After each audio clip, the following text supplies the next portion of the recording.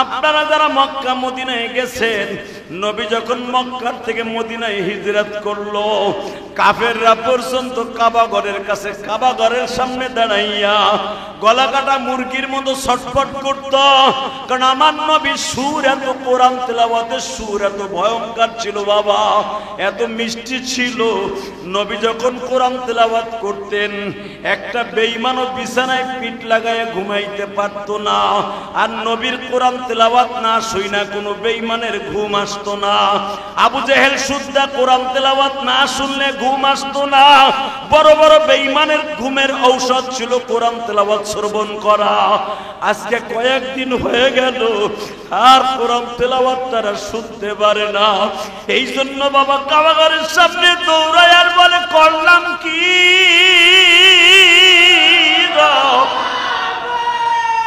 কি করলাম গো, কি করলাম।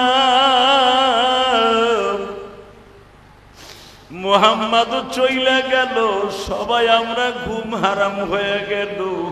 তাহলে আমার আল্লাহ বলেন, পৃথিবীর মানুষটা, কোরআন এমন একটা শব্দ, কোরআন যদি কোনো মহল্লায় বাজে, কোরআন যদি কোনো মাদ্রাসায় তেলাওয়াত হয়, যদি সেটা হেফজখানায় হয়, ওই হাফেজ সাহেবদের তেলাওয়াতের কারণে 40 বাড়ির কবর আযাব আল্লাহ মাফ করে দেয়।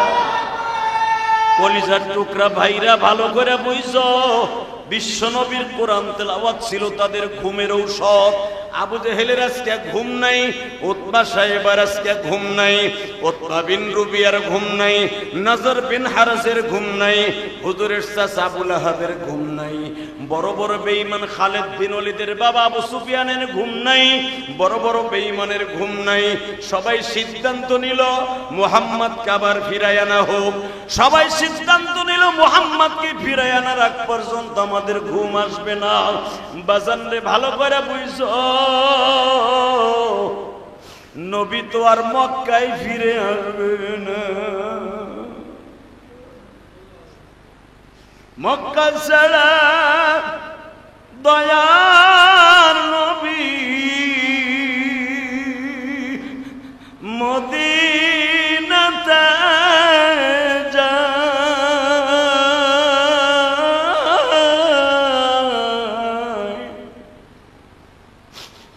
মাতৃভূমির মায়ায় নবী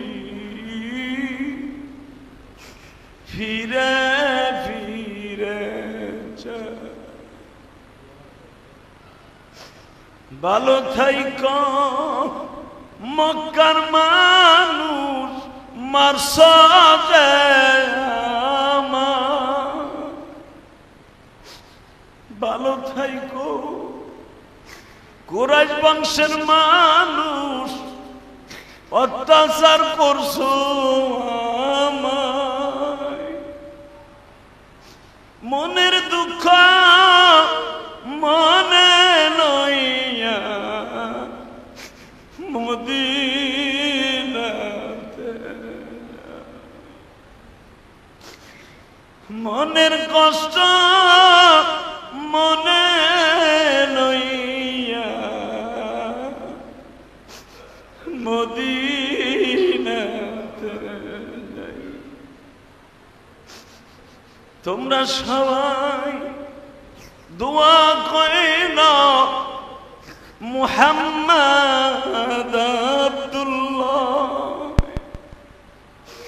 আবার একদিন ফিরে আসো, ইসলাম জিন্দা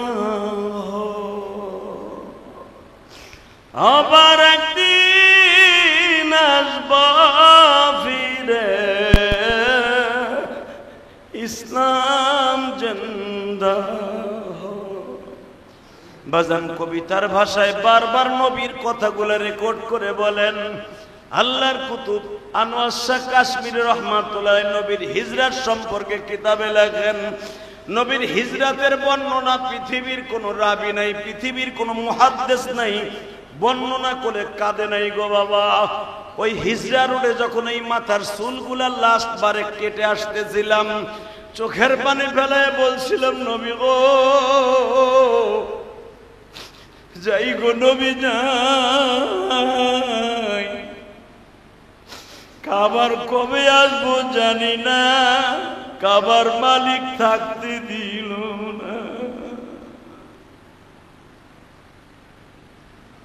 আবার মুসল্লি ভাইরা যদি জীবনে মক্কা মদিনায় যাইতে চান 100% ভাবে এখন চোখের পানিগুলো ছেড়ে দিবেন। যারা গিয়েছেন তারাও মনে মনে ভাববেন আবার যাব। ওই কাবার চিত্র, পৃথিবীর সবকিছু ভোলা যায়, কাবা ঘরটা ভোলা যায় না।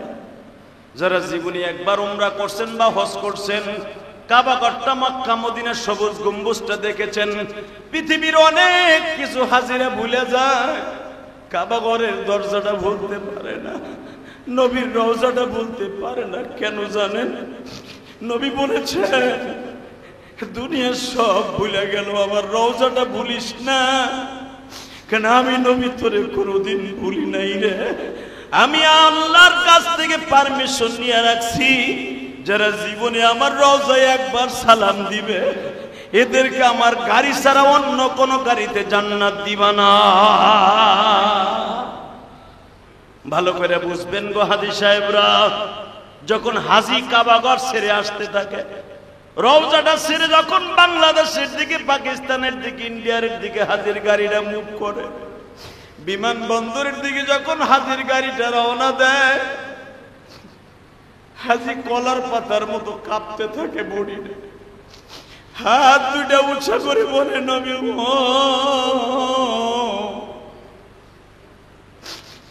আপনার রওজাটা কেমনি ভুলে থাকবো, আপনার রওজা কেমনে ভুলে থাকবো নবী।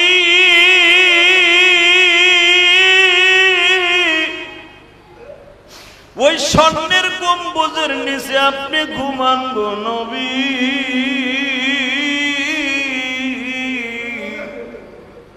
6500 কিলোমিটার দূরে চলে যাইতেছি, আবার কবে আসবো জানি না গো নবী। আপনার মালিকরে বুঝাইয়া কইবেন জীবনে যেন আর একবার আসতে পারি। এ আমার মুসল্লি ভাইরা চোখের পানি ফেলাইয়া মাওলারে ডাক দিয়া বলো মালিক কেমনে যাব ওই মদিনা, বলে দেওয়া আমায় পাখা যদি থাকতো আমার উড়ে যাইতাম সেথায়। মদিনাতে কি যাও তুমি, যাও মদিনার প্রাণ। এই গরিবের সালাম খালি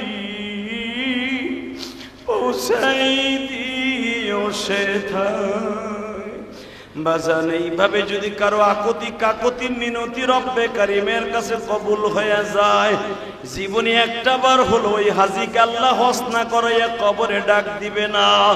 মনে রাখো, আরাফার মাঠটা যখন হাজী ভিজিট করার জন্য যায়, আরাফার মাঠের মধ্যে এমন কিছু জিনিস আছে, সর্বপ্রথম যেখানে দাঁড়ায় তওবা কবুল হয়েছিল বাবা, এইখানে এই বছর যখন হাজীদেরকে নিয়ে দোয়া করতেছিলেন, একটা হাজী পাগলের মতো চিল্লায় বলে হুজুর আমি কেমনে বুঝাবো, আমার মন বলতেছে আজ থেকে প্রায় হাজার হাজার বছর আগে আদম আলাইহিস সালাম মা হাওয়ায় জমিনে আসছিলেন, আমার চোখের সামনে মনে হইতেছে মা হাওয়া দাঁড়িয়ে আছে।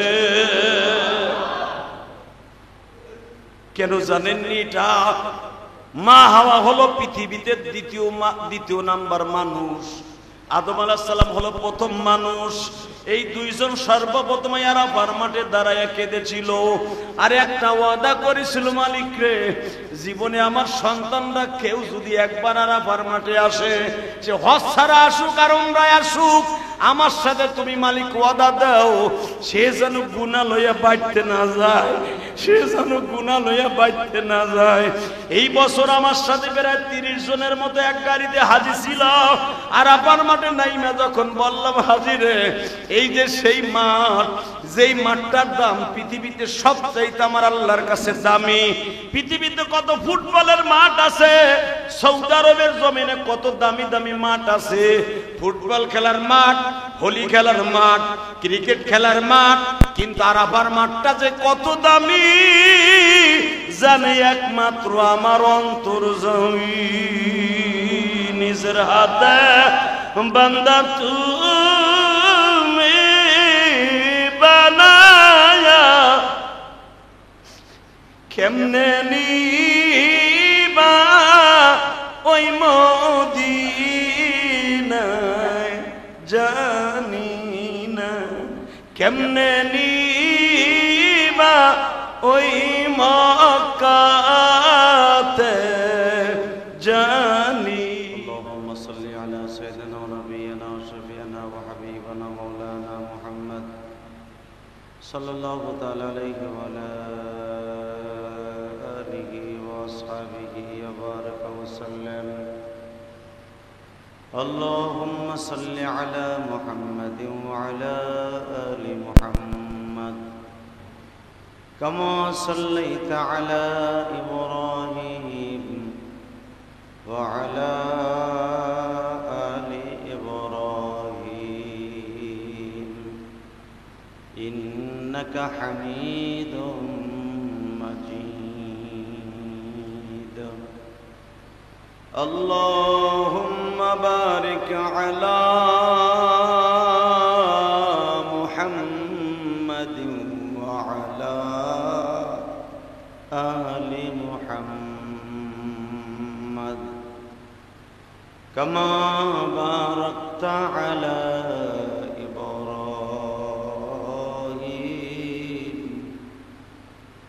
ওয়া আলা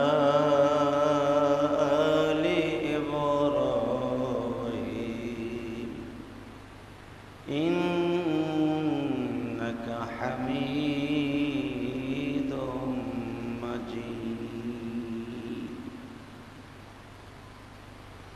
اللهم صل على محمد وعلى آل محمد كما باركت على إبراهيم وعلى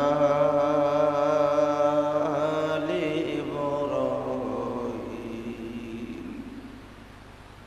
إنك حميد مجيد.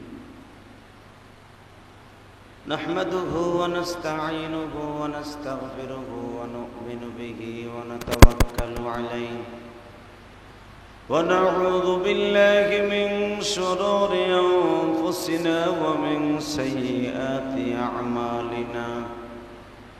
من يهده الله فلا مضل له ومن يضلله فلا هادي له. الذي أرسل رسوله بالهدى ودين الحق ليظهره على الدين كله وكفى بالله شهيدا.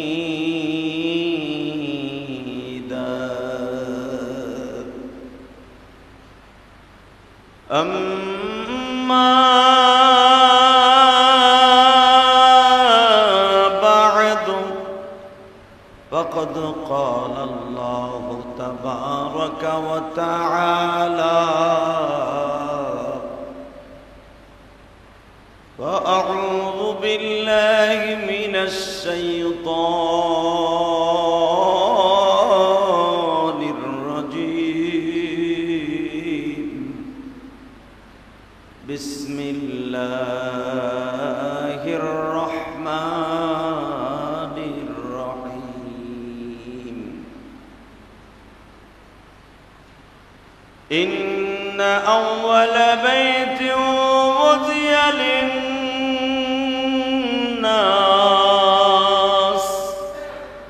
للذي ببكة مباركا وهدى للعالمين.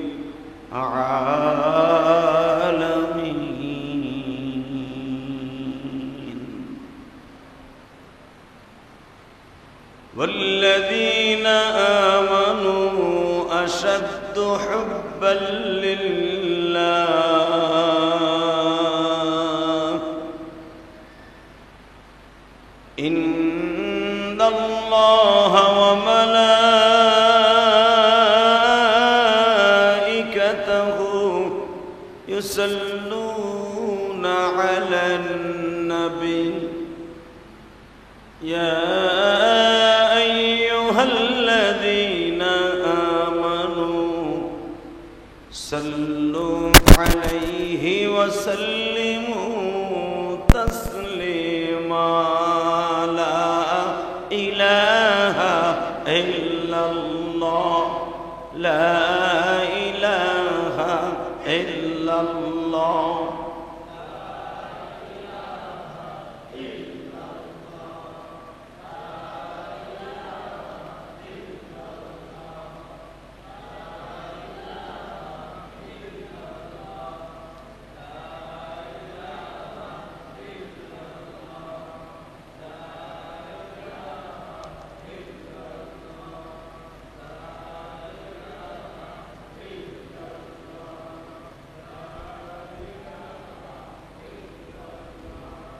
لا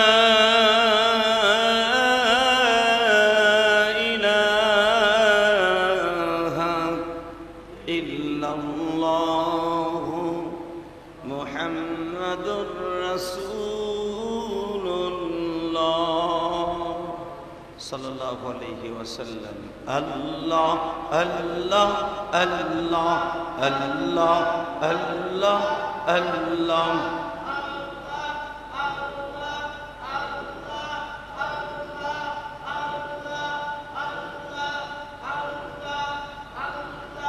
لا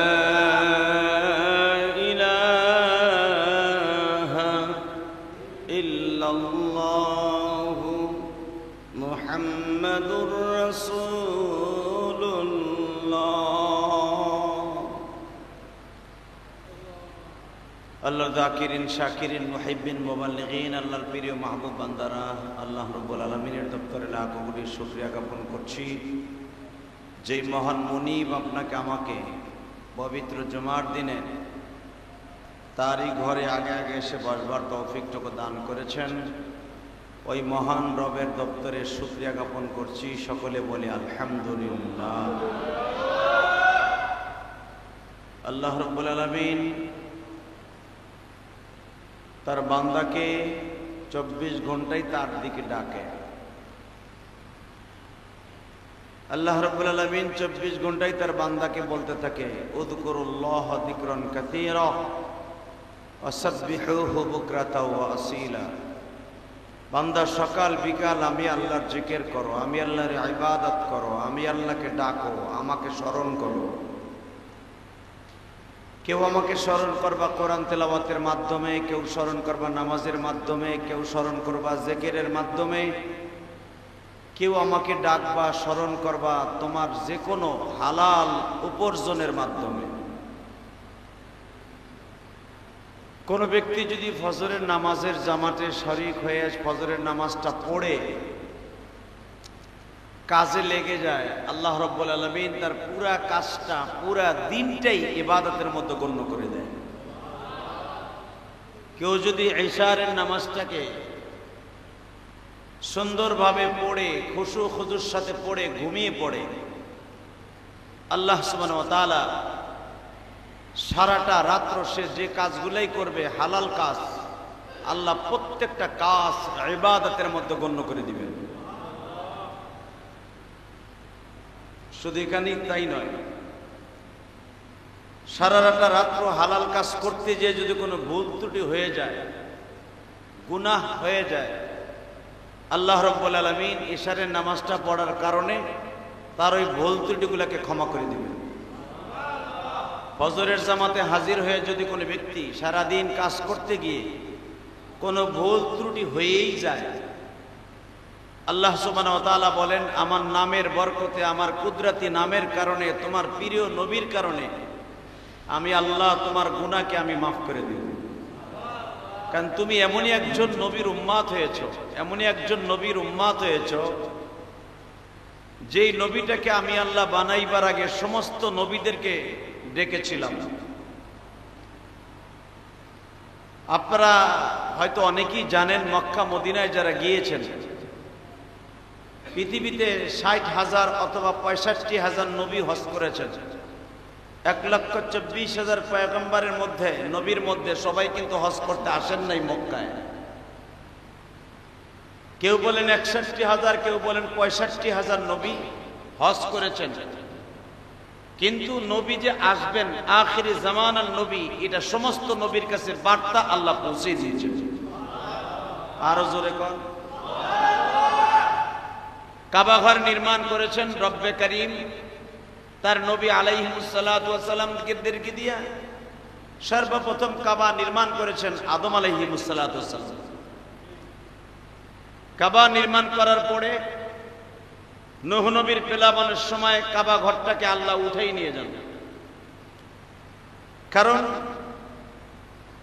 কাবা ঘর যদি জমিনে থাকে আল্লাহর গজব দিতে পারবে না। এই জন্য কাবা ঘরটার ভিটিটা রেখে পুরা ঘরটার কাঠামোটা, যে ঘরটাকে পাথর দিয়ে আদম আলাইহিস সালাম বানিয়েছিলেন, ছাউনি দিয়েছিলেন খেজুর গাছের পাতা এবং কিছু আস্তান গাছ এবং কিছু জীবিত গাছ বাবা আদম আলাইহিস সালাতু ওয়াস সালাম কাবা ঘরের খুঁটি হিসাবে ব্যবহার করেছিলেন। ইতিহাসে তাফসিরে পাওয়া যায় আদম আলাইহিস সালাম যে গাছগুলা দিয়ে খুঁটি দিয়েছিলেন কাবা ঘরের, ওই গাছগুলা পরবর্তীতে জীবিত হইয়া ডালপালা হয়েছিল। সুবহানাল্লাহ। তো নূহ নবীর জামানায় প্লাবন আসার আগ দিয়া, কেউ বলেন 40 দিন, কেউ বলেন 4 দিন আগে কাবা ঘরটাকে আল্লাহ আসমানে উঠাই নিয়ে যায়। আর কাবা ঘরের সাথে যে হজরে আসওয়াদটা ছিল, কালো পাথরটা, এই পাথরটাকে জাবালে আবি কুবাইসের সাথে লটকাই দেয় ফেরেশতা জিবরাইল। কারণ এটা জান্নাতি পাথর। এই পাথরের খণ্ডটা জিবরাইল আলাইহিস সালাম জাবালে আবি কুবাইসের উপরে রেখে দেয়। আর কাবা ঘরটার কাঠামোটা, কনস্ট্রাকশনের যে বডিটা, এই বডিটা আসমানে নিয়ে যায়। প্লাবন শুরু হয়ে গেল। সব মক্কার ভিতরে সব পাহাড় তলিয়েছিল, মাত্র 3টা পাহাড় বাদে। কয়টা? জোরে বলেন। 3টা পাহাড় ছাড়া সব পাহাড় তলিয়ে যায় নূহ আলাইহিস সালামের গজবে। 1 নম্বরে হলো জাবালে নূর, যেটা 4,500 ফিট উঁচা। এখন কম হয়ে গেছে, এখন প্রায় 3,000-এর কাছাকাছি। দ্বিতীয় নম্বরে জাবালে সূর, যেটা 7,500 ফিট উঁচা। এখন এটা 5,000 5,500 ফিট হয়েছে, কেটে ফেলেছে। এরপরে জাবালে আবি কুবাইস, যেটা ওই জামানায় ছিল 7,500 ফিট উঁচা। অর্থাৎ আমাদের বাংলাদেশের 7,500 ফিট যদি উঁচা হয়, আমাদের বিল্ডিং মোটামুটি 10 ফিটের উপরে কোনো বিল্ডিং হয় না। নিচতলাটা 12 ফিট 14 ফিট হয়। আপনি হিসাব করে দেখেন কয় হাজার তালা উঁচা ছিল এই জাবাল আবি কুবাইস। এই জাবাল আবি কুবাইসের সাথে পাথরটাকে আল্লাহ জাবালে আবি কুবাইসের যেখানে চন্দ্রকে দুখণ্ডিত করবে ওই জায়গাটায় জিবরাইল লটকায় রেখে দেয়। কাবা ঘরটা উঠাই নিয়ে যায়। এরপরে নূহ নবীর প্লাবন যখন শেষ হয়ে গেল, 1-2 বছর নয়, প্রায় 3,000 বছর পর্যন্ত এই জায়গাটা ভিটি হিসাবে পড়েছিল। সুবহানাল্লাহ। কয় হাজার? 3,000 বছর পরে আমার রব ডাক দিয়ে বলে, ইব্রাহিম,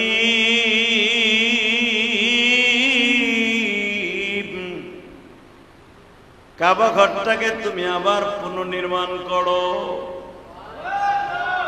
وَإِذْ يَرْفَعُ إِبْرَاهِيمُ الْقَوَاعِدَ مِنَ الْبَيْتِ وَإِسْمَاعِيلُ,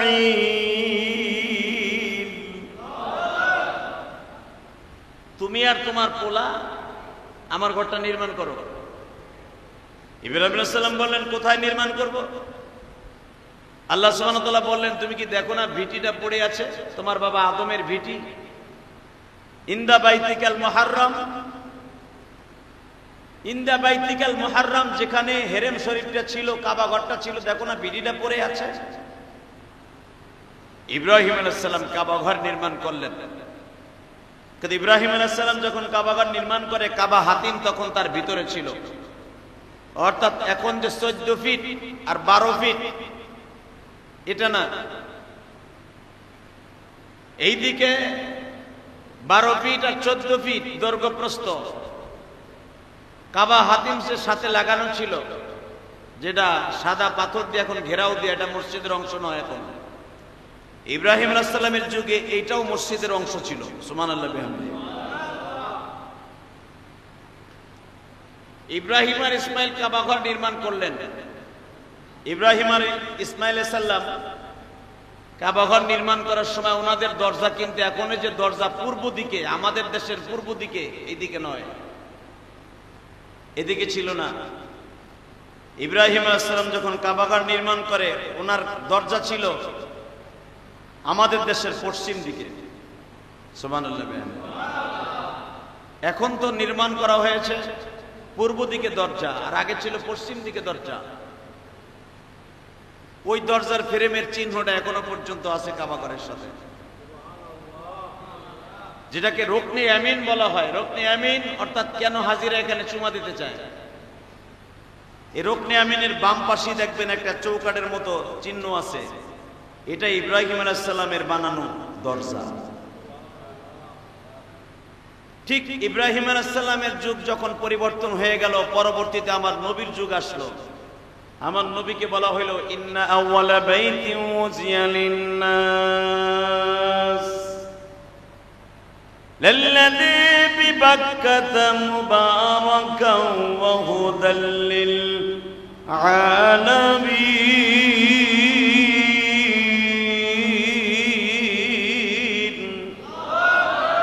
ইন্না আউওয়ালা বাইত, পৃথিবীর সর্বপ্রথম ঘর নবী এইটা, এটাকে আপনি বানান।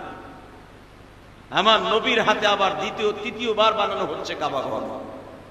সুবহানাল্লাহ। তৃতীয়বার কাবা ঘর নির্মাণ করার পরে হজরে আসওয়াদ বর্তমানে যেই কনারে দেখেন, এই কনারে কিন্তু ইব্রাহিম আলাইহিস সালামের যুগে ছিল না, এটা অন্য কনারে ছিল, রুকনে আমিনের এখানে ছিল। এই জন্য হাজিরা ওখানে চুমা দেয়। এখন তো কাবা ঘরের দরজার মেজাব রহমাতের এখানে লাগিয়ে দিয়েছে।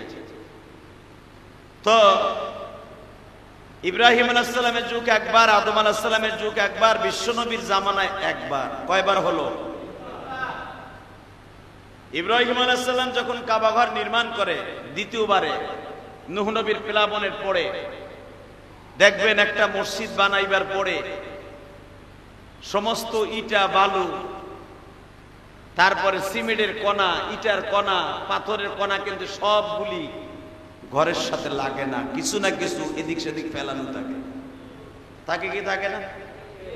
ইব্রাহিম আলাইহিস সালাম কাবা ঘর নির্মাণ করলেন 5টা পাহাড় থেকে পাথর এনে, জাবালে কাবা, জাবালে সাফা, জাবালে মারওয়া, জাবালে নূর, জাবালে সুর, এই 5টা পাহাড় থেকে পাথর কেটে কেটে এনে, এবং জাবালে তুর, কেউ বলেন 6টা, এখান থেকে জিব্রাইল কেরেনের মাধ্যমে পাথরগুলো এনে এনে আল্লাহর ঘর নির্মাণ করলেন। যে কাবা ঘরটা এখন দেখেন এত উঁচা, এই কাবা ঘর এত উঁচা কেন? এর দ্বারা বোঝা যায় ইব্রাহিম আলাইহিস সালাম কত লম্বা ছিলেন। কারণ ইব্রাহিম আলাইহিস সালামের যুগে কাবা যতটুকু হাইট ছিলেন, উঁচা ছিলেন, ঠিক ততটুকু রেখে দিয়েছে। এখন লম্বায় আর দৈর্ঘ্য প্রস্থ কমাইছে, কিন্তু হাইট কিন্তু কমায় নাই। হাইট ইব্রাহিম আলাইহিস সালামের যুগে যত বড় ছিল তত বড়ই আছে। তো যেটা আমি বলতেছিলাম, ইব্রাহিম আলাইহিস সালাম যখন কাবা ঘর নির্মাণ করেন, ছোট্ট ছোট্ট কিছু পাথরের কণা ভেঙে ভেঙে, আতর বাড়াইল দিয়ে ভেঙে ভেঙে পাথরটা সাইজ করার আগে, দেখবেন আমাদের ওয়ালগুলাও করার আগে কিছু ইটা লাগে আনাম, কিছু ইটা লাগে অর্ধেক, কিছু ইটা লাগে 3 ভাগের 1 ভাগ। ঠিক না বেঠিক? ওয়ালটা কমপ্লিট করতে যতটুকু ইটা লাস্টে যাইয়া একটা ইটার 4 ভাগ করেও লাগানো হয়। ঠিক ইব্রাহিম আলাইহিস সালাম কাবা ঘরের ওয়াল করতে গিয়ে বড় পাথর কেটে কেটে ভেঙে ভেঙে ছোট ছোট পাথরে রূপান্তরিত করে বাকি অংশটুকু পড়েছিলেন কাবা ঘরের পাশে। কাবাঘর নির্মাণ হয়ে গেল। ইব্রাহিম আলাইহিস সালাম কাবার ছাদে উঠলেন। কাবার ছাদে উঠে আল্লাহ বললেন, কানের ভিতরে আজান দাও, কানের ভিতরে আঙ্গুল দাও। এই শাহাদাত আঙ্গুলটা ইব্রাহিম আলাইহিস সালাম কানের মধ্যে ঢুকাইলেন, শক্ত করে ঢুকাইলেন। আল্লাহ বললেন, ঢুকানো কমপ্লিট? হ্যাঁ। আওয়াজ কি তোমার আওয়াজ তুমি শুনো? অল্প শুনি।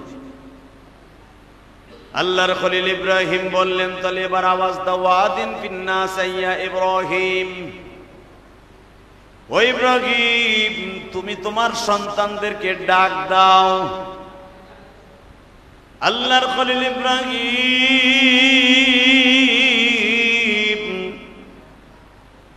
কাবার ছাদের চার কোণায় দাঁড়াইয়া চারদিকে ডাক দিলেন।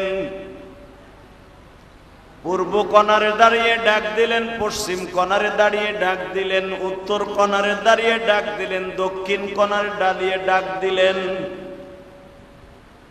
আইয়াতুকা রিজালাও ওয়া আলা কুল্লি দামিরি ইয়াতিনা মিন কুল্লি হাজ্জিন আমিক। হাজ্জিন আমিক বলে ইব্রাহিম আল্লাহর খলিল বললেন, তোমরা আসবা উঠে চড়িয়া, বিমানে চড়িয়া, জাহাজে চড়িয়া, ঘোড়ায় চড়িয়া, উঠে চড়িয়া, গাধায় চড়িয়া, যে কোভাবে হোক তোমরা আসবা এইখানে। গুনাহ লইয়া আসবা, গুনাহ মুক্ত হইয়া দেশে ফিরিয়া যাইবা। এখন যেখানে কাবা ঘরের দরজাটা দেখতেছেন, এই কাবা ঘরের দরজা সোজাই হইতেছে আমার বিশ্ব নবীর বাড়ি। সুবহানাল্লাহ বলেন না? প্রশ্ন আসতে পারে, ইব্রাহিম আলাইহিস সালাতু ওয়াস সালাম কেন কাবা ঘরের দরজাটা বাজান প্রথম এখন যেখানে দরজা এখানে বানাইলেন না? কাবা ঘরের দরজা কেন দুইবার দুই জায়গায় লাগানো হইল? সলে মুকাদ্দারের জবাব এক একজন শায়েখ বলেন, আল্লাহর খলিল ইব্রাহিম আল্লাহর কাছে দোয়া করেছিল, আল্লাহ আমার সন্তানের মধ্যে সবচাইতে দামি সন্তান মুহাম্মদ বলে এই দেশে জন্ম নিবে। আরো জোরে। এই দেশে আমার ছেলে জন্ম নিবে, নাম তার মুহাম্মদ। ছেলেটার বাড়ি কোন দিকে হবে? আমার আল্লাহ বলে দিলেন, ইব্রাহিম রে, এই জায়গায় জাবালে আবি কুবাইসের বাম পাশে আব্দুল মুত্তালিব নামে একজন ভদ্রলোক হবে। তার দাদার নাম থাকবে আব্দে মানাফ, উসাইয়া, কিলাব, কাররাব, মুহিব বিন ফের বিন নজর বিন মাজ বিন মাআদ বিন আদনান পর্যন্ত তোমার সন্তানের সীমা রেখা থাকবে। এই ইব্রাহিম, তোমার সন্তান ইসমাইলের থেকে তার বংশ শুরু হবে, তার বাড়িটা হবে এই জায়গায়, সে জন্ম নেবে এই রুমের মধ্যে।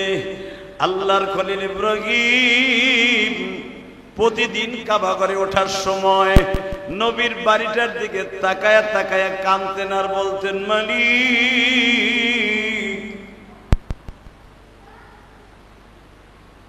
আমি যখনই কাবা ঘরের মধ্যে ঢুকি তখনই নবীর দাদার বাড়িটার স্থান আমার চোখে পড়িয়া যায়। আল্লাহর খলিল ইব্রাহিম যদি বাবা কাবা ঘরে ঢুকতেন, নবীর দাদার বাড়িটার সামনে পড়ে যাইতেন। এই জন্য দেখবেন বাবু সালাম সোজা হলো কাবার দরজাটা। চোখের দুই ফোঁটা পানি যদি বরাদ্দ করতে পারো গো হাজি, আমি বাংলাদেশে আসার মাত্র 2 দিন আগে উমরা করে আসছি। এই যে চুলগুলা দেখতেছো, এই চুলগুলা কাবার সামনে বসে সাজে আসছি। যখন চুলগুলা সাজে হিজরা রোডের একটা সেলুনের মধ্যে, ছেলেগুলার বাড়ি ছিল বাবা ব্রাহ্মণবাড়িয়া, বিবাড়িয়া, বিজয়নগর বাড়ি। ছেলেগুলা আমারে পায়া পাগলের মতো ছুটি আসছে, হুজুর আপনার চুলটা আমি কাইটা দিব, হুজুর আমি আপনার চুলটা কাইটা দিব।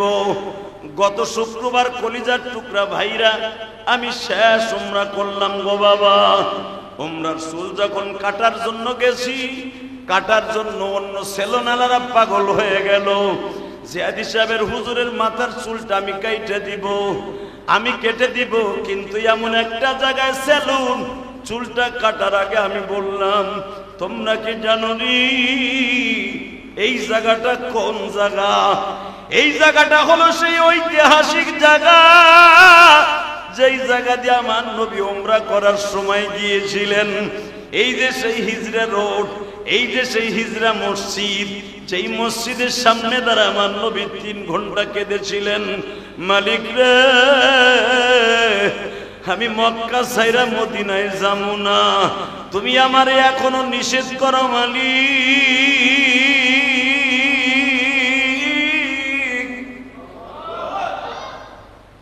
আমি আমার বাংলাদেশের প্রবাসী ভাইদেরকে বললাম, তোমরা এই সেলুনটা এমন জায়গায় দিয়েছো, একটু দূরে গেলে আমার নবীর সেই স্মৃতি, যেই জায়গায় দাঁড়ায় আমার নবী পাহাড়ের উপরে হিজরা রোড, এই পাহাড়ের পরে দাঁড়ায় বারবার বলছিল, মালিক তুমি এখনো আমারে বলো আমি কাবাঘর ছেড়ে যাব না।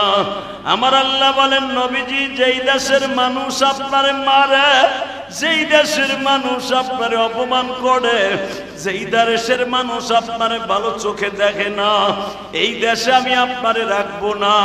আপনার কদর কি, আপনার সম্মান কি, এইটা বুঝতে পারবে যখন আপনি মদিনায় পদার্পণ করবেন। ঠিক তাই গো বাবা, আপনারা যারা মক্কা মদিনায় গেছেন, নবী যখন মক্কার থেকে মদিনায় হিজরত করলো, কাফেররা পর্যন্ত কাবাঘরের কাছে, কাবাঘরের সামনে দাঁড়াইয়া গলা কাটা মুরগির মতো ছটফট করত। কারণ আমার নবী সুর এত, কোরআন তেলাওয়াতের সুর এত ভয়ঙ্কর ছিল বাবা, এত মিষ্টি ছিল। নবী যখন কোরআন তেলাওয়াত করতেন, একটা বেঈমানও বিছানায় পিঠ লাগায় ঘুমাইতে পারত না।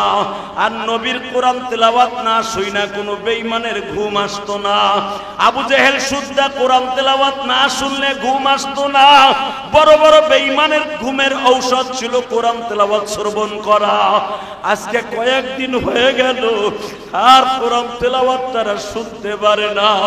এই জন্য বাবা কাবাঘরের সামনে দৌড়ায় আর বলে, করলাম কি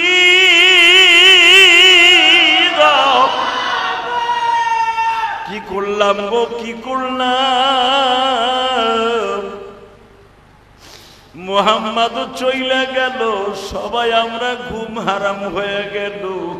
তাহলে আমার আল্লাহ বলেন, পৃথিবীর মানুষটা, কোরআন এমন একটা শব্দ, কোরআন যদি কোনো মহল্লায় বাজে, কোরআন যদি কোনো মাদ্রাসায় তেলাওয়াত হয়, যদি সেটা হেফজখানায় হয়, ওই হাফেজ সাহেবদের তেলাওয়াতের কারণে 40 বাড়ির কবর আযাব আল্লাহ মাফ করে দেয়। কলিজার টুকরা ভাইরা ভালো করে বুঝছো, বিশ্বনবীর কোরআন তেলাওয়াত ছিল তাদের ঘুমের ঔষধ।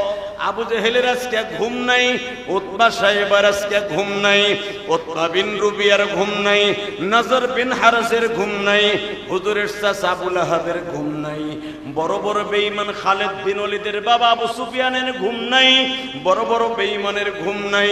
সবাই সিদ্ধান্ত নিল মুহাম্মদকে আবার ফিরায় আনা হোক।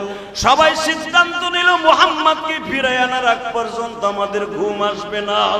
বাজান রে ভালো করে বুঝছো, নবী তো আর মক্কায় ফিরে আসবে না।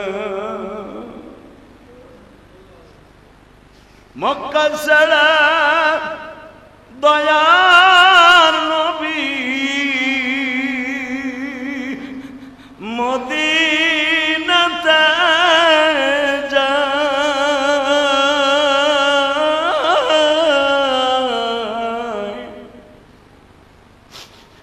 মাতৃভূমির মায়ায় নবী ফিরে ফিরে যায়। ভালো থাইকো মক্কার মানুষ, মারছ যে আমার। ভালো থাইকো কুরাইশ বংশের মানুষ, অত্যাচার করছো আমায়। মনের দুঃখ মনে নইয়া মদিনাতে,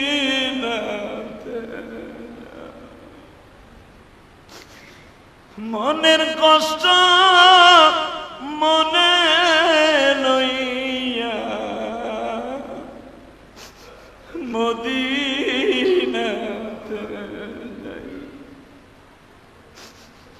তোমরা সবাই দোয়া করে না মুহাম্মদ আব্দুল্লাহ আবার একদিন ফিরে আসবো, ইসলাম জিন্দা আবার একদিন আসবো ফিরে, ইসলাম জিন্দা। বাজান কবিতার ভাষায় বারবার নবীর কথাগুলো রেকর্ড করে বলেন। আল্লাহর কুতুব আনোয়ার শাহ কাশ্মীর রহমাতুল্লাহ নবীর হিজরাত সম্পর্কে কিতাবে লেখেন, নবীর হিজরাতের বর্ণনা পৃথিবীর কোনো রাবি নাই, পৃথিবীর কোনো মুহাদ্দিস নাই বর্ণনা করে কাঁদে নাই গো বাবা। ওই হিজরা রোডে যখন এই মাথার চুলগুলা লাস্ট বারে কেটে আসতেছিলাম, চোখের পানি ফেলায় বলছিলাম, নবী গো যাই গো নবী যাই, কাবার কবে আসবো জানি না, কাবার মালিক থাকতে দিল না। আবার মুসল্লি ভাইরা যদি জীবনে মক্কা মদিনায় যাইতে চান 100% ভাবে এখন চোখের পানিগুলো ছেড়ে দিবেন।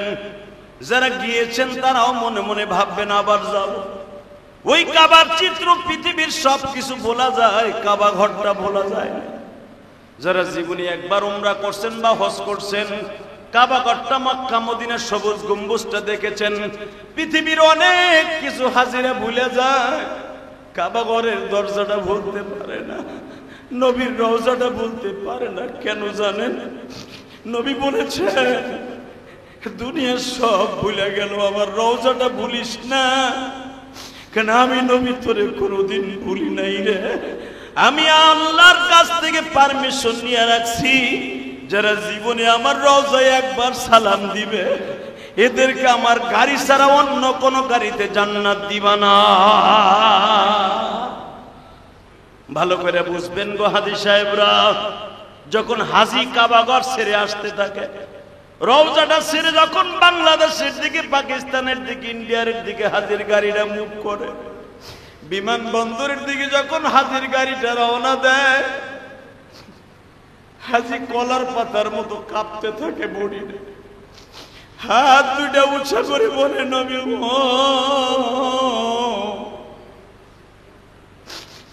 আপনার রওজাটা কেমনি ভুলে থাকবো, আপনার রওজা কেমনে ভুলে থাকবো নবী।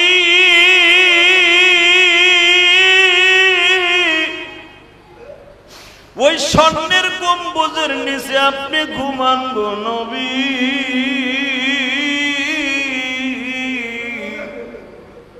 6500 কিলোমিটার দূরে চলে যাইতেছি, আবার কবে আসবো জানি না গো নবী।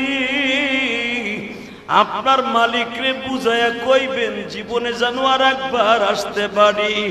এ আমার মুসল্লি ভাইরা চোখের পানি ফেলাইয়া মাওলারে ডাক দিয়া বলো, মালিক কেমনে যাব ওই মদিনায়, বলে দেওয়া আমায় পাখা যদি থাকতো আমার, উড়ে যাইতাম সেথায়। মদিনাতে কি যাও তুমি, যাও মদিনার প্রাণ। এই গরিবের সালাম খালি পৌঁছাই দিও সেথায়। বাজান এইভাবে যদি কারো আকুতি কাকুতি মিনতি রব্বে কারিমের কাছে কবুল হয়ে যায়, জীবনে একটা বার হলো ওই হাজীকে আল্লাহ হজ না করাইয়া কবরে ডাক দিবে না। মনে রাখো, আরাফার মাঠটা যখন হাজী ভিজিট করার জন্য যায়, আরাফার মাঠের মধ্যে এমন কিছু জিনিস আছে, সর্বপ্রথম যেখানে দাঁড়ায় তওবা কবুল হয়েছিল বাবা, এইখানে এই বছর যখন হাজীদেরকে নিয়ে দোয়া করতেছিলেন, একটা হাজি পাগলের মতো চিল্লায় আর বলে, হুজুর আমি কেমনে বুঝাবো? আমার মন বলতেছে আজ থেকে প্রায় হাজার হাজার বছর আগে আদম আলাইহিস সালাম মা হাওয়াই জমিনে আসছিলেন। আমার চোখের সামনে মনে হইতেছে মা হাওয়া দাঁড়িয়ে আছে। কেন জানেননি এটা? মা হাওয়া হলো পৃথিবীতে দ্বিতীয় নাম্বার মানুষ। আদম আলাইহিস সালাম হলো প্রথম মানুষ। এই দুইজন সর্বপ্রথম আরাফার মাঠে দাঁড়ায় কেঁদেছিল আর একটা ওয়াদা করেছিল, মালিক রে, জীবনে আমার সন্তানরা কেউ যদি একবার আরাফার মাঠে আসে, সে হজ ছাড়া আসুক আর উমরায় আসুক, আমার সাথে তুমি মালিক ওয়াদা দাও সে যেন গুনাহ লইয়া বাড়তে না যায়, সে যেন গুনাহ লইয়া বাড়তে না যায়। এই বছর আমার সাথে প্রায় 30 জনের মতো এক গাড়িতে হাজি ছিল। আরাফার মাঠে নাইমা যখন বললাম, হাজি রে, এই যে সেই মাঠ, যেই মাঠটার দাম পৃথিবীতে সবচাইতে আমার আল্লাহর কাছে দামি। পৃথিবীতে কত ফুটবলের মাঠ আছে, সৌদি আরবের জমিনে কত দামি দামি মাঠ আছে, ফুটবল খেলার মাঠ, হোলি খেলার মাঠ, ক্রিকেট খেলার মাঠ, কিন্তু আরাফার মাঠটা যে কত দামি জানে একমাত্র আমার অন্তর্যামী। নিজের হাতে বান্দা তুমি বানায়া কেমনে নিবা ওই মদিনায় জানি না, কেমনে নিবা ওই মক্কাতে জানি না। বল আল্লাহুম্মা আমিন। জমিনের মালিক কে? নেয়ার মালিক কে? বাবা ইব্রাহিম আলাইহিস সালাতু ওয়াস সালাম প্রতিদিন যখন কাবা ঘরের মধ্যে ঢুকতেন, কেন কাবা ঘরের দরজাটা ওই জামানায় পশ্চিম দিকে ছিল বাবা? এই জামানায় কেন পূর্ব দিকে? ইমাম আলুসি রাহমাতুল্লাহ আলাইহি লেখেন, ইব্রাহিম আলাইহিস সালাম ইচ্ছা কইরা এই দরজাটা এই পাশে লাগাইছে। আল্লাহর কাছে বলছে, আল্লাহ আমি কাবা ঘরে যতবার উঠবো, মুহাম্মদ যেই ঘরে জন্ম নিব ওই ঘরটা প্রতিবার দেখবে। বাজার আমার বাবা ইব্রাহিমের যদি মনের মধ্যে এত আশা আকাঙ্ক্ষা থাকে আমার নবীর প্রতি, বাংলার জমিনে এমন নাস্তিক আছে আমার নবীরে কথায় কথায় গালি দেয়, দেয় কি দেয় না? মনে হয় আমার এই 19 বারের উমরার হজের মধ্যে এত বড় সৌভাগ্য হয় নাই এই বছর যে এরকম আল্লাহ আমাকে সুযোগ করে দিয়েছে। রিয়াজুল জান্নাহ 10 ফিট, এদিকে 10 ফিট, এদিকে 10 ফিট, যেই জায়গাটা জিবরাইল আলাইহিস সালাম এইভাবে উড়ায় করে, টুরিতে করে, জাকায় করে জান্নাত থেকে মাটি এনে নিজে লাগাই দিয়েছিলেন। মাইনাল মেম্বারে ও মেম্বারে রাউজাতুম মিন রিয়াজিল জান্নাহ যেটাকে বলা হয়। রাসূলের 2 মেম্বারের মাঝখানে একটা জায়গা আছে 10 ফিট 10 ফিট, একবারে মা আয়েশার দরজার সাথে লাগানো, যেই জায়গাটা পাড়িয়ে আমার নবী ইমামতি করতেন। সুবহানাল্লাহ বললেন না? আমার বিশ্ব নবী একবারে রওজার সাথে লাগানো এই রিয়াজুল জান্নাহটা। বর্তমানে রিয়াজুল জান্নাহয় ঢুকতে হলে পারমিট নিতে হয়, অ্যাপসের মাধ্যমে দরখাস্ত করতে হয়। আমি উমরা হাজি, আমি রিয়াজুল জান্নাহর মধ্যে 2 রাকাত নামাজ পড়ব। জীবনে কেউ যদি 2 রাকাত নামাজ এখানে দাঁড়ায় পড়তে পারে, এখানে 8টা খুঁটি আছে। কয়টা খুঁটি? 8টা খুঁটির যে কোনো একটা খুঁটির নিচে বসে যদি হাত তুলে আর গুনাহ যদি পাহাড় সমানো হয়, বরফের মতো গলে যাবে। এই রিয়াজুল জান্নাহটা একটা ভেরি ভেরি ইম্পর্টেন্ট জায়গা। তা আমি গুনাহগার, আমার 19 বারের উমরার হজের ভিতরে এইরকম সৌভাগ্য আমার হয় নাই, এই বছর যা হয়েছে। আমি বালিশে মাথা দিলে এখনো কান্না আসে, বিশ্বাস করবেন। এইবারের উমরাটা ছিল আমার জীবনের ঐতিহাসিক উমরা।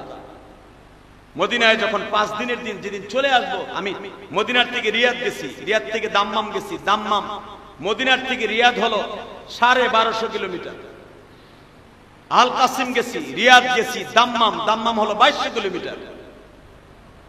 যখন আমি মদিনার থেকে মদিনা ছেড়ে চলে যাব, ওদিনকা অ্যাপসের মাধ্যমে অ্যাপ্লাই করলাম।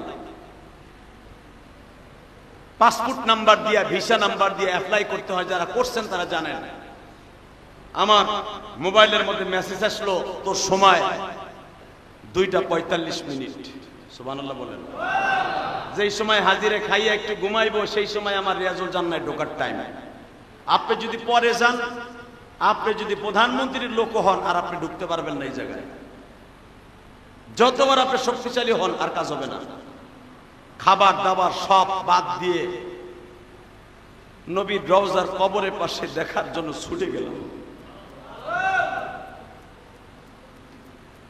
56 ডিগ্রি সেলসিয়াস গরম তখন, সেদিনকার 56 ডিগ্রি। বাংলাদেশে 35-32 ডিগ্রি হইলে তাইতে মাথার গিলু টকবক করে। রিক্সা চালক রিক্সা চালাইতে যে জিব্বা বের হয়ে যায়। মাটির জমিন তাইতে, আর ওটা পাথরের জমিন। 55 ডিগ্রি তাপ পাথরের উপরে, টাইলসের উপর লাগতেছে। মনে হচ্ছে পুরা চেহারাটার মধ্যে আগুন লেগে গেছে।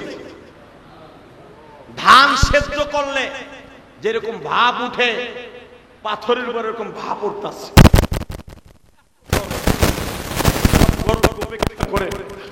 জাহান্নামের দরজা বন্ধ। ওই দেশের পুলিশকে দেখাইলাম। বাংলাদেশি ওয়ালারা তো দেখেই আমার চিনে ফেলছে। আলহামদুলিল্লাহ বলেন। আলহামদুলিল্লাহ, শুকর। রসুলের ওই জায়গাটা পরিষ্কার করে আমার বাংলাদেশের ছেলেরা। আরো জোরে। কুমিল্লা একটা ছেলের সাথে আমার দেখা হয়ে গেল। অতএব আমি আপনাকে বলতেছিলাম আমার সৌভাগ্যের কথা। এই সেলসিয়াস ডিগ্রির মধ্যে যখন গেলাম, রসুলের রওজার সামনে গেলাম, রসুলের রওজায় ঢোকার 20 মিনিট আগে, হুজুরের কবরের পাশে যাওয়ার 20 মিনিট আগে, এক বাংলাদেশি ভাই আমাকে বলতেছে, ময়মনসিংহ বাড়ি, ভালুকা, হুজুর আপনি তো বারবার আইছেন আমি জানি, কিন্তু আপনি আসল জায়গায় সবাই দাঁড়াইতে পারে না। আমি আপনার আগে ওই জায়গা পরিষ্কার করার অনুমতি আমি পেয়েছি। আপনি যাওয়ার আগে আমি ওই জায়গায় যাইয়া পরিষ্কার করা শুরু করবো। আমি ওই জায়গাটা ঢাইকে রাখবো। আমি যে দাঁড়ায় যাবো নামাজে কাজ করতে করতে, ঠিক আমার নামাজ শেষ হইলে আপনি আমার ওই জায়গায় দাঁড়ায় যাবেন। বাজান রে, আমার বুকটা ভরিয়া গেল। আমার প্রবাসীর জন্য দোয়া করি। এ আমার প্রবাসী ভাইরা রে, কত কষ্ট লইয়া তোরা থাকস রে ভাই। তোদের দুঃখ আমার আল্লাহ ছাড়া কেউ জানে না। ময়মনসিংহ ভালুকার ওই প্রবাসীটা বাজান 8 বছর ধরে সন্তান ছাড়া গেছে। বয়স হবে প্রায় 50-এর কাছাকাছি। ও আমার ওইখানে দেখেই রসুলের রওজার ভিতরে ঢুকে গেল। আমি সিরিয়াল দিয়ে আসলাম, আসিয়া দেখে ওই লোকটা ওইখানে দাঁড়ায় আছে নামাজে। ওর নামাজ শেষ হয়ে গেল। আমি ও আমার ইশারা দিয়া বললো, হুজুর এইখানে আপনি দাঁড়ান, আমি সরিয়ে যাই। যখনই আমি ওখানে দাঁড়াইলাম, শুনলে আপনি আশ্চর্য হবেন। দৃশ্যটা আমি আমার মোবাইলে ধারণ করে নিয়ে আসছি। ওইখানে দাঁড়াবার সঙ্গে সঙ্গে রসুলের রওজায় যে পাহারা দেয় পুলিশগুলা, ওই পুলিশগুলা আমার দেখেই চিনে ফেলছে। আরো জোরে কোন ওয়াজটা সৌদি আরবের সবচেয়ে বেশি বাইরে রয়েছে? সৌদি আরবের কাছে এবার যে দেখলাম, আমার ওই ওয়াজটা সবচেয়ে বেশি বাইরে রয়েছে। ওই যে আমি আর্জেন্টিনা ব্রাজিল নিয়ে একটা কথা বলছিলাম না, পহেলা বৈশাখ নিয়ে বলছিলাম না, যারা পহেলা বৈশাখকে সামনে নিয়ে পোশাক বানাবি, ব্রাজিল আর্জেন্টিনা ইত্তেবা করবি, জাহান্নামী জাহান্নামী জাহান্নামী বলছিলাম না, এইটা সৌদি আরবে কঠিন বাইরে, সৌদি আরবের কাছে। আমি যখন রসুলের রওজার পাশে ঢুকলাম, আল্লাহর জাতের কসম, আল্লাহর জাতের কসম, আল্লাহর জাতের কসম, 3 বেলা আল্লাহর কসম করে বললাম। ওই পুলিশ আমার দেখেই বলে, ও ইউটিউবে ওয়াজ বাইর করে আমার ওই জাহান্নামী জাহান্নামী ওয়াজটা বাইর করে আমার বলে, হেনা হেনা ইয়া। আমি বললাম, না, হ্যাঁ এই ব্যক্তি আমি। ইজলিস বহ। রিয়াজুল জান্নার ভিতরে 2 মিনিটের উপরে, 3 মিনিট 5 মিনিটের উপরে কাউকে বসতে দেয় না। আমি গুনাহগার 1.5 ঘন্টা ছিলাম। ওই 4 জন পুলিশ আমার পাহারা দিছে। ওই পুলিশটা আমার দেখায় বলে, হেনা এই তুই? আমি বললাম, না। ও পুরা রওজার পাশের পুলিশগুলোরে দেখাইছে, এই যে জানোস কে, এই যে ইউটিউবে সেই ভাইরাল, বাংলাদেশের অনেক বড় মতুয়া। ওই দেশে মতুয়া করলে মন্ত্রীর চাইতে বড় পাওয়া। এই যে বড় মতুয়া বাংলাদেশের, আল্লাহর কসম 4টা পুলিশ আমারে পাহারা দিয়ে রাখলো। সেই পৌনে 3টার থেকে নিয়ে আসরের নামাজ শেষ হয়েছে, তারপরও পুলিশ আমারে বলে না তুই এখান থেকে যা। মাগরিবের আগ দিয়া রাসূলের রওজার পাশে দাঁড়ায় বললাম, নবী গো, এই 10 ফিট জায়গায় তো জিবরাইল মাথায় করে এনেছিল জান্নাত থেকে। সুবহানাল্লাহ বলেন না? এই 10 ফিট জায়গা জিবরাইল পুরা মাথায় করে জাকায় করে এনেছিল ওই জায়গাটুকু। এইখানে দাঁড়ায় দোয়া করে গেলাম, আবার প্রবাসী ভাইদেরকে তুমি ভালো রাখো যে আমার এত সুন্দর সুযোগ করে দিয়েছে। এই দেশের পুলিশ শুদ্ধ আমার চিনে ফেলেছে একমাত্র যোগ্যতাই মিডিয়ার দ্বারা। কথা ঠিক না? ঠিক। মিডিয়াকে তুচ্ছ করি না, কবে কিছু কিছু মিডিয়া আছে যেগুলো আমাদেরকে কালারিং করে। তো আমি তালাশ করে দেখলাম যে কোন মিডিয়াটার কারণে আমার চিনছে। দেখি মিডিয়াটা হলো মুহাম্মাদিয়া মিডিয়া।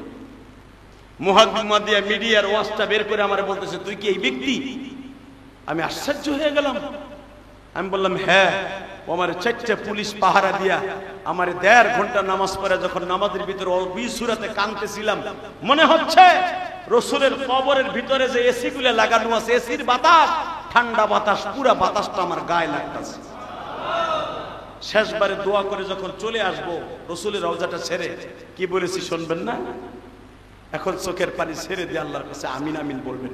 1 নাম্বার বলছি, আল্লাহ, এই যে জুমাটা পড়াবো, যারা আমার পিছনে জুমার নামাজ পড়বে প্রত্যেককে একবার হলো মক্কা মদিনা দেখাবো। কসম, এই কথাটাই বলছি, এই কথাটাই বলছি।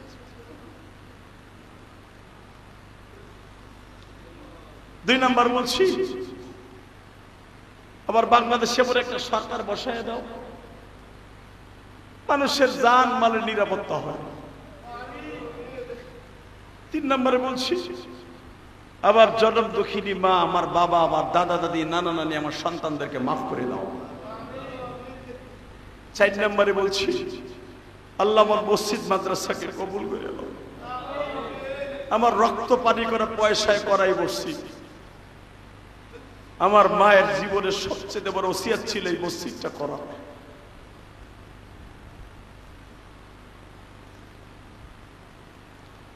এই মসজিদে যারা টাকা দেয়, পয়সা দেয়, শ্রম দেয়, আপনি বিশ্বাস করেন প্রবাসী ভাইরা এত পরিমাণ সহযোগিতা, এত পরিমাণ ভালোবাসা আমাকে দিয়েছে এই বছর, কল্পনার বাইরে। সিঙ্গাপুর, মালয়েশিয়া, ইন্দোনেশিয়া, তারপরে সৌদি আরব, অতুলনীয় ভালোবাসা, যেই ভালোবাসার কোনো শেষ নাই।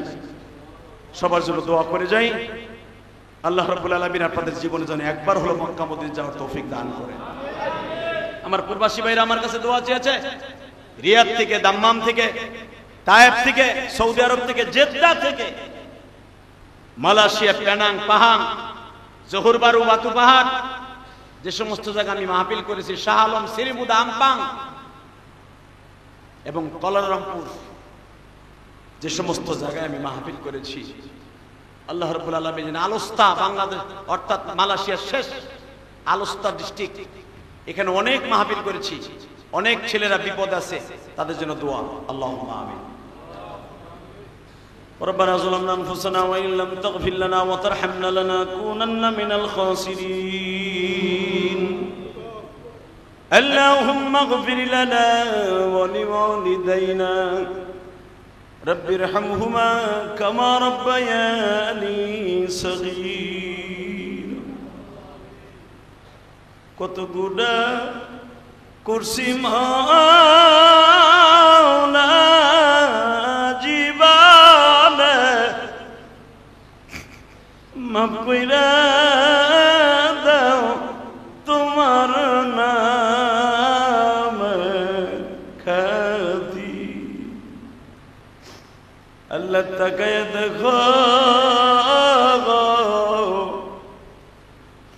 মাহারা বাবারা সন্তান, এখানে হাত দুইটা তুললেই মনে পড়ে যায় জনম দুঃখিনী মায়ের কথা। হাত দুইটা উঁচা করলেই মনে পড়ে যায় বাবার কথা। বাবা কত ইটার বোঝা বহন করল, মা পরের বাসায় কাম কইরা খাওয়াইয়া মা পাক করে খাওয়াইতে খাওয়াইতে মার চেহারা মলিন হয়ে যায়। কারেন্টের ব্যবস্থা ছিল না, এই রৌদ্রের ভিতরে মা চুলার পিঠে পাক করতে যাইয়া মার চেহারাটা কালো হয়ে যাইত গো মা। যারা গ্রামগঞ্জের সন্তান তারাই জানে কত কষ্ট করে তোমার মা আমার মা লালন পালন করতে। ওই মা জানে কবরে আল্লাহ সবে মাত্র মক্কা মদিনার থেকে আসলাম, 40 দিন পর্যন্ত যদি হাজির দোয়া কবুল হয় গো। আজকে যারা আমার পিছনে জুমার নামাজ পড়লো একবার হলো মক্কা মদিনা দেখার সুযোগ দান করে দিবা, এদের জীবনের গুনাহ মাফ করে দিবা গো মালিক।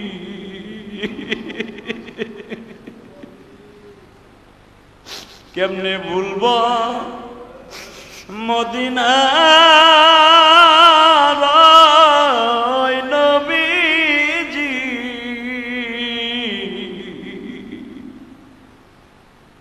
কেমনে ভুলবো মদিনার ওই মাটিকে, যেই মাটিতে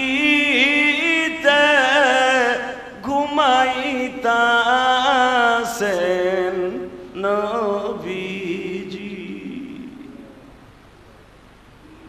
আল্লাহ যারা চোখের পানি ফেলে দিয়ে দুটি হাত তুলছে, একবার মক্কা মদিনায় যাওয়ার তৌফিক দিয়ে দাও, এদের ছেলে মেয়েদেরকে যাওয়ার তৌফিক দিয়ে দাও, এদের জীবনের গুনাহ মাফ করে দাও, এদের ব্যবসা বাণিজ্যে বরকত দিয়ে দাও, যারা ঋণগ্রস্ত আছে ঋণ পরিশোধ করার তৌফিক দাও, এদের বাবা মারে মাফ করে দিয়ে জান্নাতুল ফেরদাউস নসিব করে দাও।